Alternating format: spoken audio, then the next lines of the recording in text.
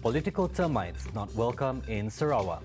Premier rejects birthday bash adverts. No place for officers who abuse authority.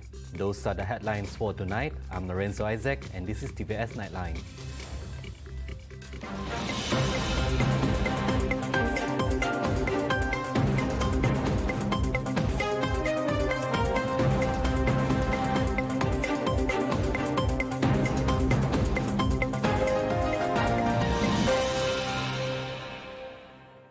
Sarawak holds dear to the basic values of transparency and accountability practices when it comes to its governance. As such, the Premier of Sarawak, Dato' Patinggi Tan Sri Abang Johari Tun Openg, strongly disapproves of political termites. Using termites as an analogy, they hollow out the structure of an organisation and thereby cause irreparable damage in the long run. Jangan ada anai-anai dalam negeri kita. Sebab itu kalau negeri kita mempunyai mereka yang bersifat anai-anai, maka ia akan memberikan kesan yang buruk kepada kita. Alhamdulillah, kita negeri Sarawak tidak mempunyai anai-anai di dalam kita membangunkan negeri kita. He said this after officiating the Darul Ehsan Tun Abang Haji Openg Mos at Kampung Bunga Raya in Limbang. He further stressed that political stability is vital in governance, thus ensuring much can be delivered to the people. Kita mempunyai kestabilan politik yang baik. Dan kita doakan juga Kuala Lumpur mempunyai politik yang stabil. Jangan ada 3 Perdana Menteri dalam 3 tahun. Ini membahaya. Tetapi Sarawak, Alhamdulillah, kita ada pimpinan di mana tuan-tuan memberi kepercayaan kepada anak Limbang ini yang boleh memberi tadbir dengan baik. Abang Johari explained that despite having administering Sarawak for the past 5 years, he has outlined several plans in developing Limbang under the Northern Region Development Agency (NRDA) with an allocation worth 1.5 billion ringgit, including the upgrading of roads all the way to Lawas District.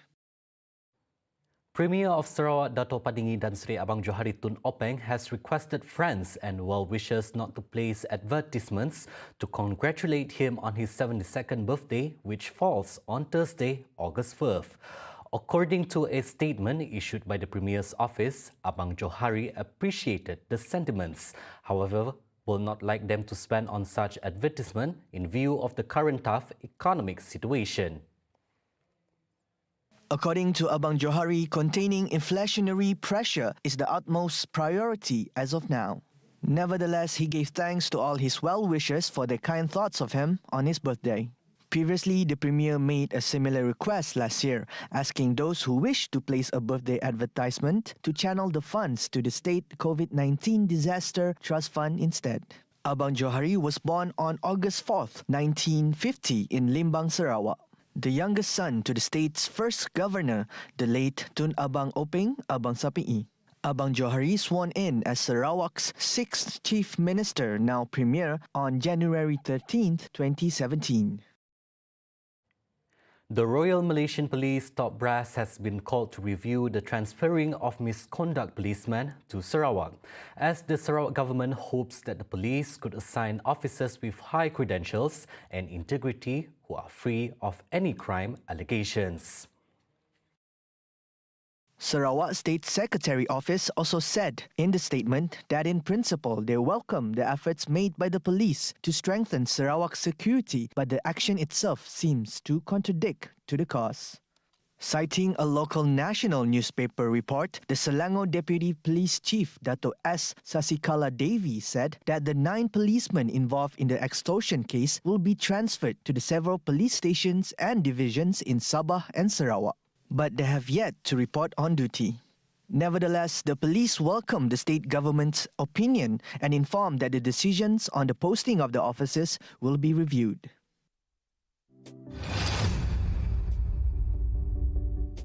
The investigation into the death of an 18-year-old boy who was brutally attacked and succumbed to his injuries at the Sarawak General Hospital on July 29 was finally wrapped up on Wednesday.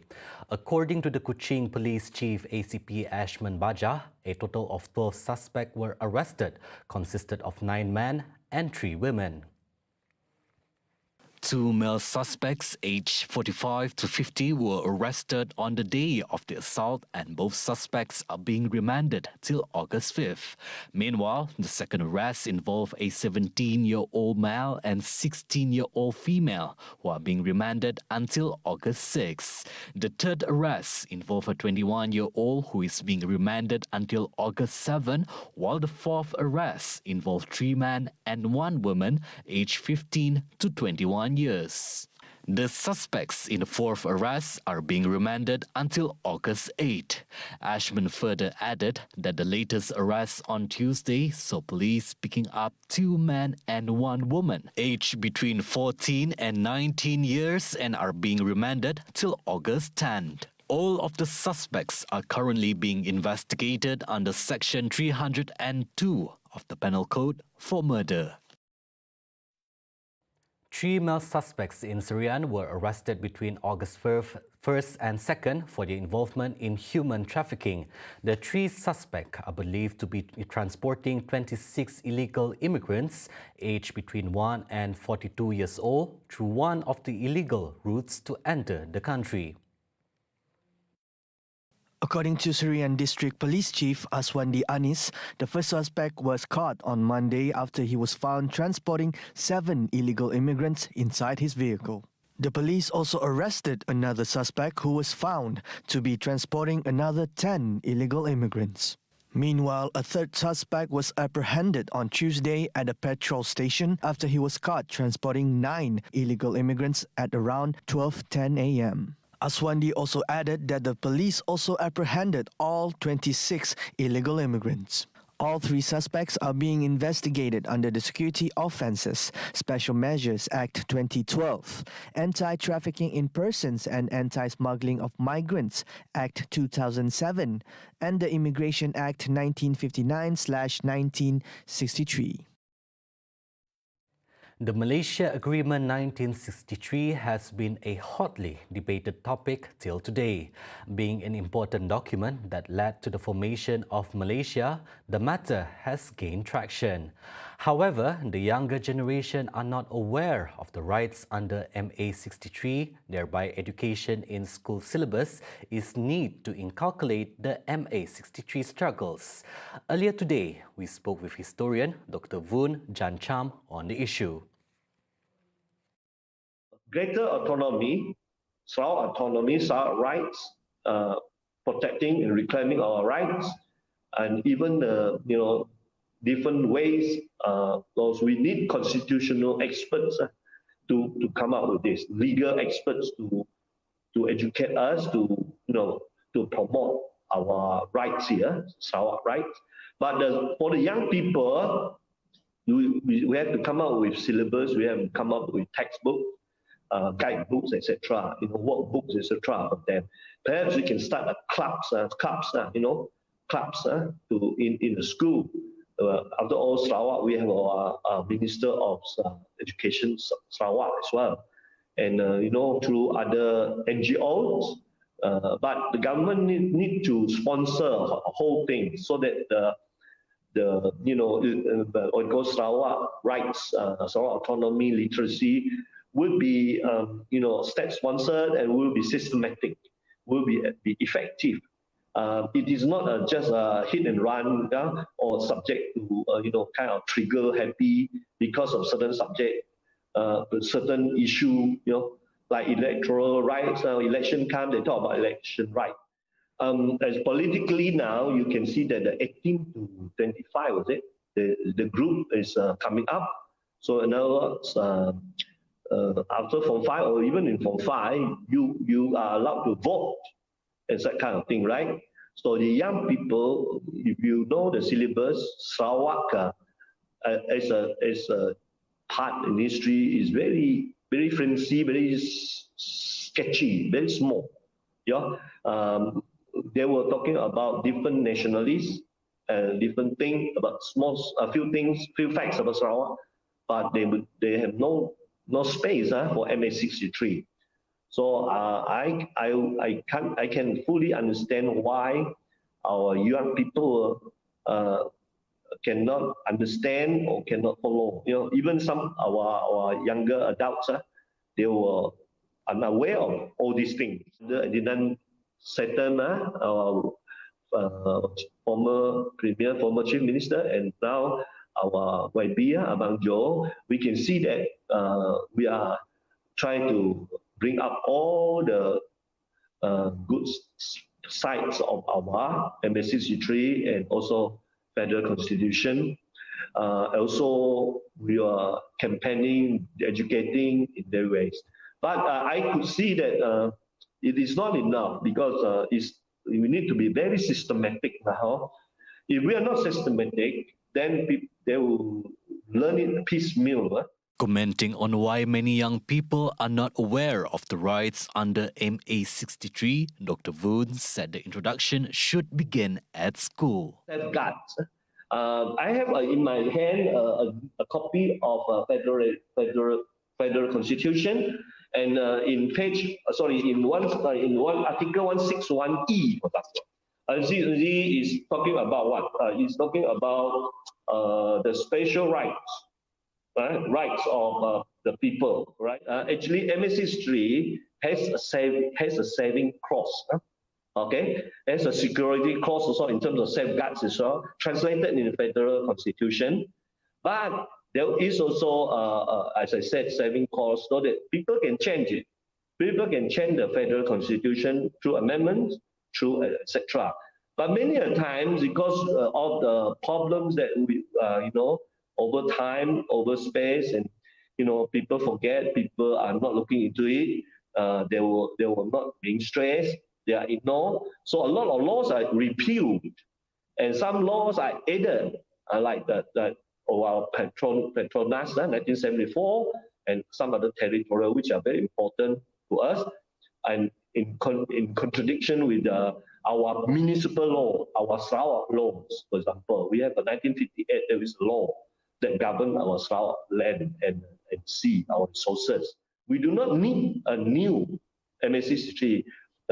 We need a very updated, revised federal constitution, so that federal constitution will reflect the aspiration of Sarawakian and can be traced back to MA63, which is a birth certificate, and more importantly, Chapter 3 IIGC 63, Covert Commission, debate, CPA, and also even Brooks Times, the ADAT, yeah? Now the ADAT Majlis is the ADAT, is very important. All this needs to be seen as one entirety.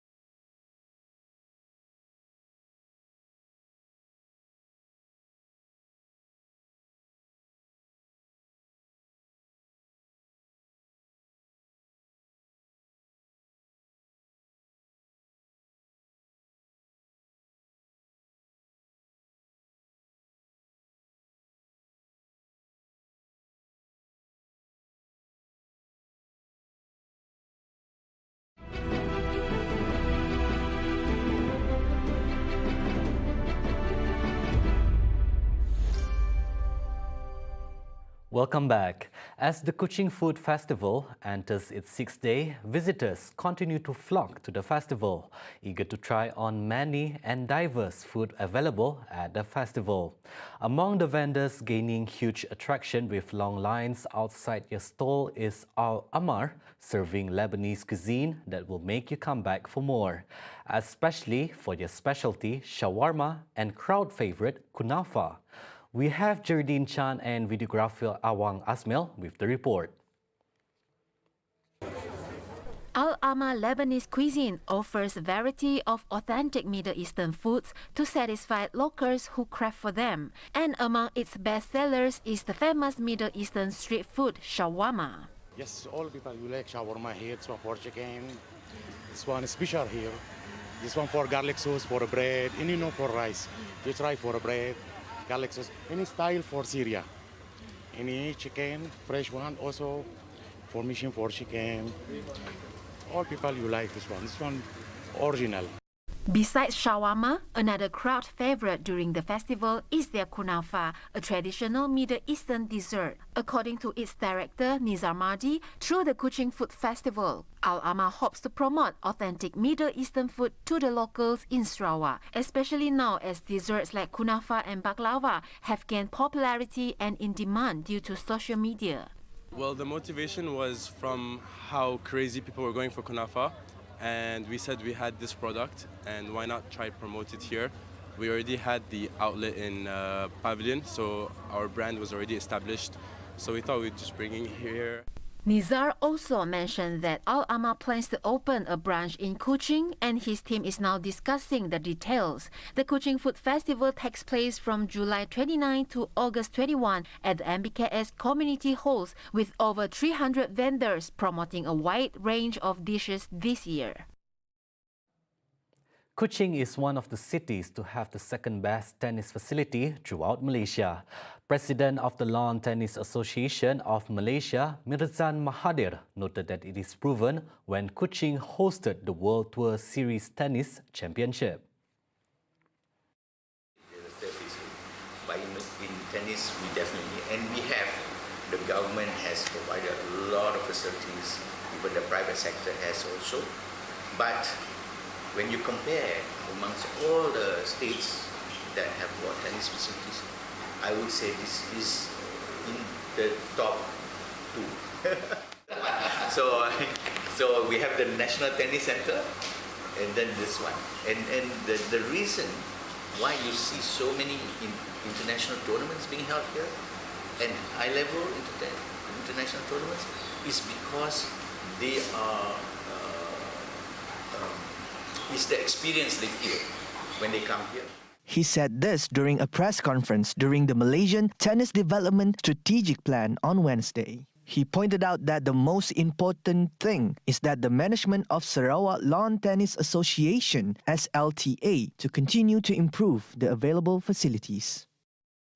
The Domestic Trade and Consumer Affairs Ministry, KPD-NHEP, is currently reviewing and making improvements to the beauty industry guidelines issued in 2013. Deputy Domestic Trade and Consumer Affairs Minister Dato' Rosal Wahid said several engagement sessions had been held with industry players and the Health Ministry, including the Association of International Certified Aestheticians.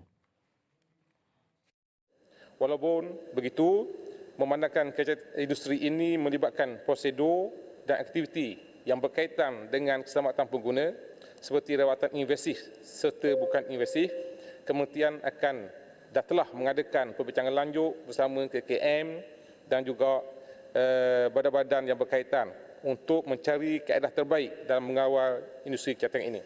Rosal added that KPD-NHEP welcomes any suggestion for improvement and they will be thoroughly refined by the ministry through engagement sessions with the MOH, Department of Labour, non-governmental organizations, NGOs and industry players, in an effort to ensure that the beauty industry can grow rapidly in line with the development at the global level. Meanwhile, to date, KPD-NHEP recorded a total of 661 cases related to beauty and aesthetic matters. dalam rekod kita, tuntutan berkaitan dengan estetik ini adalah tuntutan kelima tertinggi di tuntutan tribunal pengguna. Jadi kita sedang merancang untuk nak meregulate perkara ini supaya pengguna terbela dan perniagaan ini tidak terjejas.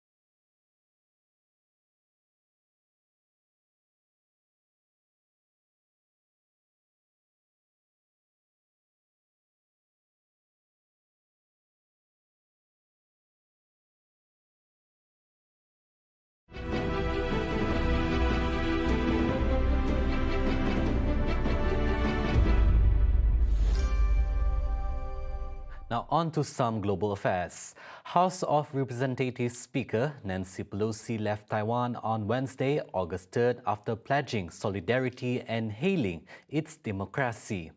This left a trail of Chinese anger over her brief visit to the self-ruled island that Beijing claims as its own.